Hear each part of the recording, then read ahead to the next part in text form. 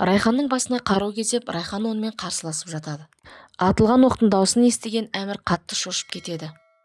Бірақ оқ басқа жерге атылған екен. Осы кезде Зафер Әмірге қоңырау шалып, біз Райхан Суна үшеуміз Зейнеп жоғалған жерге келгенбіз. Сөйтіп Райханды таба алмай қалдық дейді. Әмір қазір барамын дейді. Мында Әмір анасына Зейнеп пен Райханды құтқаруға бара жатырмын дейді. Жавидан Әмірге саған ол жерге баруға қауіпті, бармай қойсаң қайтеді дейді. Әмір тыңдамай кетіп қалады. Райхан мен Зейнепті қорқытып ұстап отырады.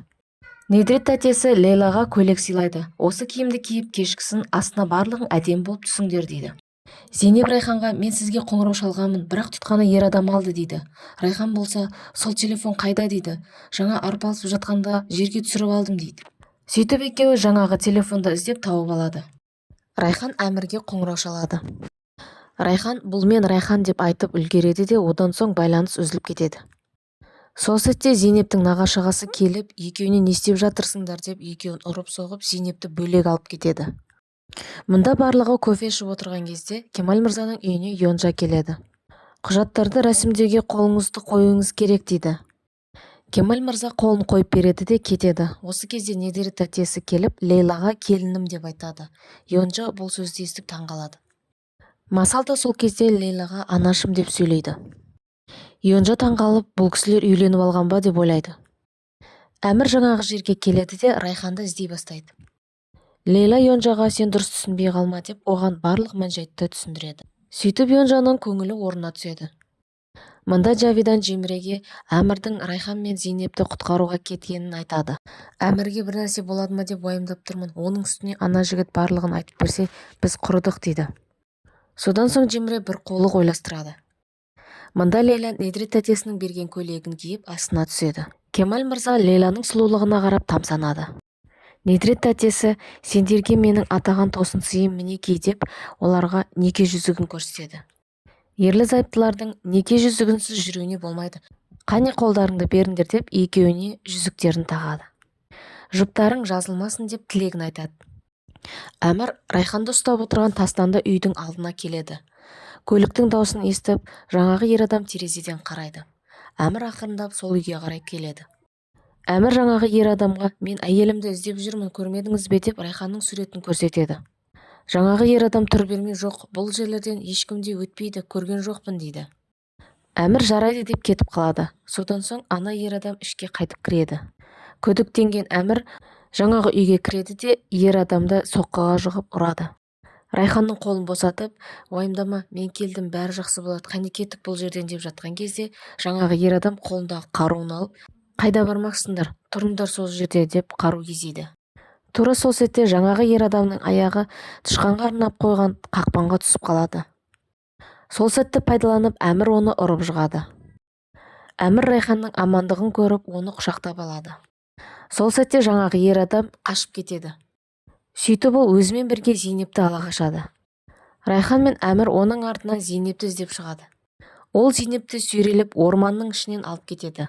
Райхан мен Әмір оның артынан қуалайды. Дәл сол уақытта сол үйге Жеміре келеді. Сөйтіп ол Райхан мен Зейнепті ұстап отырған жерге кіреді. Сөйтіп ол кетейін деп жатқан кезде шығатын есікті аша алмай сол жерге қамалып қалады. Біраз жүгірген соң Зейнеп пен жаңағы ер адам шаршап, кішкене демала тұрады. Сол кезде Зейнеп Райхан әпке деп айғайлайды. Зейнептің даусын естіген соң Әмір оларды тауып алады да жаңағы ер адамды соққыға жығып ұрып тастайды. Райхан Зейнепті дін аман көргеніне қуанышты болып, оны құшақтап тұрады. Әмір Райханға қарап, мен саған уәде беріп едім ғой, Зейнепті табамыз деп дейді. Недрет тәтесі Лейлаға сендерге тойларыңа атаған сыйлығым болсын деп оған алқа сыйлайды. Содан соң ол кісі мына алқаны Лейланың мойнына тақ дейді. Кемал мырза Лейлаға жаңағы алқаны тағып береді. Недрет тәтесі оларға енді әдемі әуенге вальс билеңдер дейді. Кемал мен Лейла Недрет тәтесінің айтқанын істеп вальс билейді. Масал мен Недрет тәтесі оларға сүйсіне қарайды. Осы кезде Әмір Кемал мырзаға қоңырау шалып қуанышты жаңалығымен бөліседі. Біз Зейнепті дін аман таптық дейді. Кемал мырза қуанышына ортақтасады. Әмір үйіне Райхан мен Зейнепті алып кіреді. Ал Жавидан ханым оларды көріп таңғалады. Хикмет мырза Зейнептің дін аман келгеніне қуанышты болып, оны жылы қабақ танытып қарсы алады. Ал Жеміре болса жаңағы есікті ашуға қанша тырысса да аша алмайды.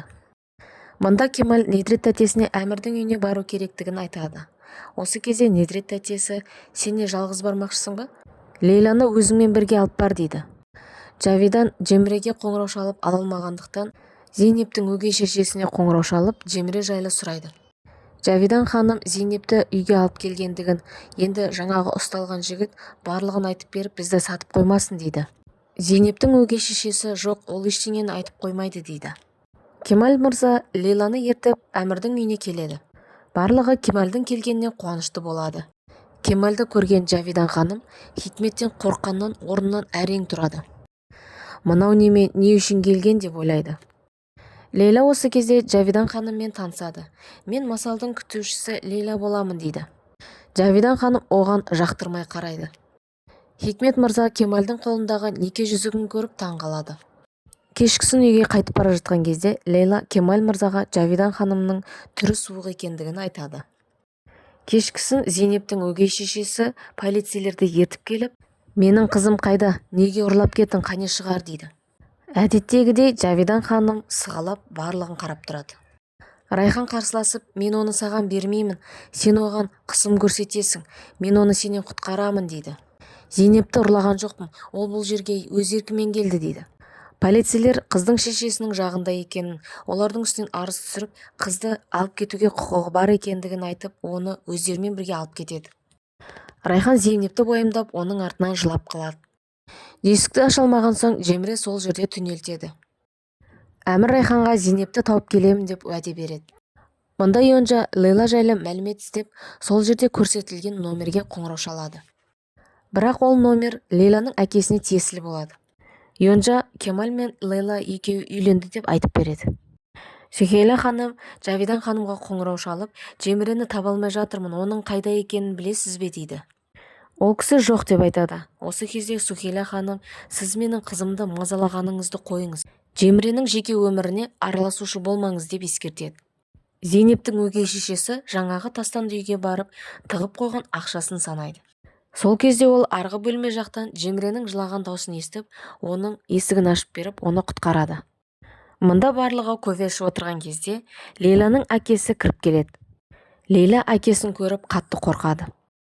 Талас мырзаның көзі Лейла мен Кемал мырзаның қолындағы неке жүзіктеріне түседі. Талас мырза енді ұрсып сөйлей берген кезде Шехрие қулыққа салып, осы кезде басым айналып тұр, мазам қашып тұр деп түр жасайды. Таңғы асқа барлығы да дастархан басына жиналады. Осы кезде Хикмет мырза Зейнеп те біздің үйде тұрады, оған жақсы көзқараспен қараңдар деп бұйырады. Жавидан ханым қатты ашуланып: біреу болғанымыз аздай, енді екеу болдық деп іштей жарылады. Талас мырза: осы кезде рұқсат берсеңіздер, қызым Лейламен сөйлессем дейді. Әмір құжаттарын реттеп жатқан кезде мұрагерлік жайлы құжатты көріп, Райханға айтқан ауыр сөздері үшін өкінеді. Әмір Райханнан кешірім сұрауға бел буып алдына барады. Осы кезде жұмыстан қоңырау шалып, ол өзінің сөзін айта алмай қалады. Талас мырза Лейлаға келіп ұрсады: мына жүзігіңе сене әкеңнен аттап тұрмысқа шыққансың ба дейді. Лейла әкесіне барлығы ұйымдастырылғандығын айтады. Әкесі сонда да қоймай: бұл жерде намыс жайлы әңгіме жүріп жатыр, ешқандай қарсылығыңды білмеймін, заттарың жинада мына Кемалдың үйіне кетесің дейді. Әмір жұмысына Райхан екеуінің той кезіндегі түскен суретін алып кетеді. Лейла әкесінің бүкіл айтқан әңгімесін Кемал мырзаға айтып береді. Осы кезде Недрет тәтесі Кемал мен Лейлаға алғысын білдіріп, үйге қайтатындығын айтады. Ол кісі Кемал мен Лейлаға қандай қиындық тумасын, некелеріңді сақтап қалуға тырысыңдар деп өз ақылын айтады. Сүхейла ханым Жавидан ханымға келіп: Жемірені таба алмай жатырмын, соңғы рет ол сізбен кездескен болатын дейді. Сіз менің қызымды мазалағаныңызды қойыңыз, оның сезімдерімен ойнамаңыз деп ескертеді. Осы сәтте Жеміре анасына қоңырау шалып: мен құрбымның үйінде болдым, басым ауырып ұйықтап қалып едім, телефонымның сөнгенін байқамаппын, кешіріңіз, қазір үйге бара жатырмын, сізбен сол кезде сөйлесемін дейді. Осы кезде Сүхейла ханым Жавидан ханымнан: сізді босқа кінәлағаным үшін кешіріңіз дейді. Жавидан ханым Сүхейла ханымға қайырымдылық қорын ашып, ол қауымдастыққа мүше болуға шақырады. Жавидан ханым жоспарын іске асыру үшін оған қомақты қаржы керек болады. Компанияның бухгалтеріне қоңырау шалады, бірақ ол кісілер Жавидан ханымға ақша беруден бас тартады. Банк мүшелері Жавидан ханымға зергерлік бұйымдарын кепілге қоюды ұсынады, бірақ Жавидан ханым осы кезде олардың сөзіне ашуланады. Зейнеп ас бөлмесінде тамақтанып отырады. Оны көріп Жавидан ханым ашуланып, оның алдындағы тамағын алып төгіп тастайды. Жавидан ханым Зейнепке жатып жер деп оның намысына тиеді. Сөйтіп оған тыныш жүр, мен бұл үйдің ханымымын, ешкімге тіс жарушы болма деп қорқытады. Әмір Райханға тосын сый жасамақ болып, екеуінің суретін картинаға салып дайындап қояды. Зейнеп өзінің бөлмесінде басын қасып жатады. Сол кезде оны Жавидан ханым көріп қояды да, мына қыздың басы беттеп кеткен ғой, құрсын дейді. Жавидан ханым Зейнептен жеркеніп, қолына қалам алып, басын тексереді. Мына қыздың басының сау жері жоқ, бұның шашын қиып тастау керек дейді. Зейнеп оларға қарсыласады. Осы кезде Райхан келіп қалады да, Жавидан ханымның қолын ұстап, сіз не істеп жатырсыз дейді. Мына қыздың басы беттеп кеткен ғой дейді. Беттесе ештеңе емес, тазалаймыз дейді. Зейнеп шашының қиғанын қаламайды дейді. Оның еркіне тыс, сіз оны қинай алмайсыз дейді. Сөйтіп Жавидан жынданып кетіп қалады. Мында Жавидан ханым, бүгін үйге маңызды қонақтарым келеді. Зейнепке айт, бөлмесінен шықпай отырсын дейді.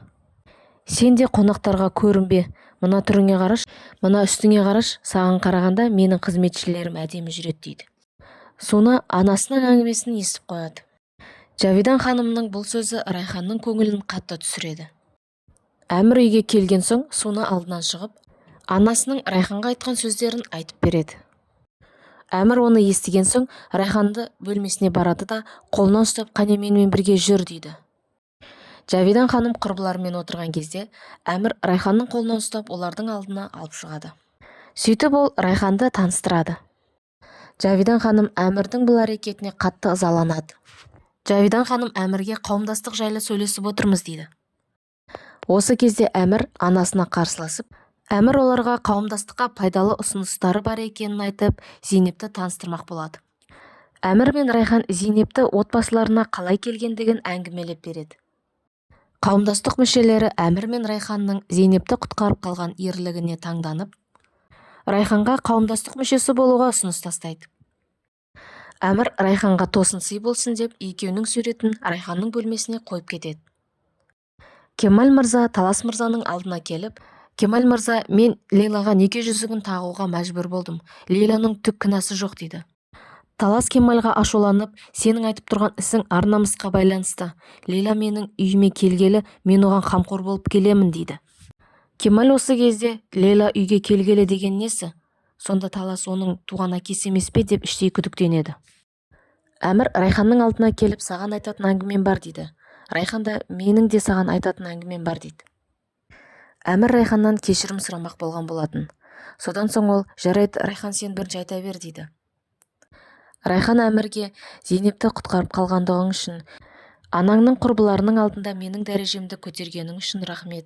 Екеуміздің некеміз шынайы болмаса да, сен дос болуға әбден лайықсың дейді. Және сенің де бұл достық қарым-қатынасқа қарсы болмайтындығыңа сенімдімін дейді. Әмір Райханнан бұндай сөз күтпеген болатын.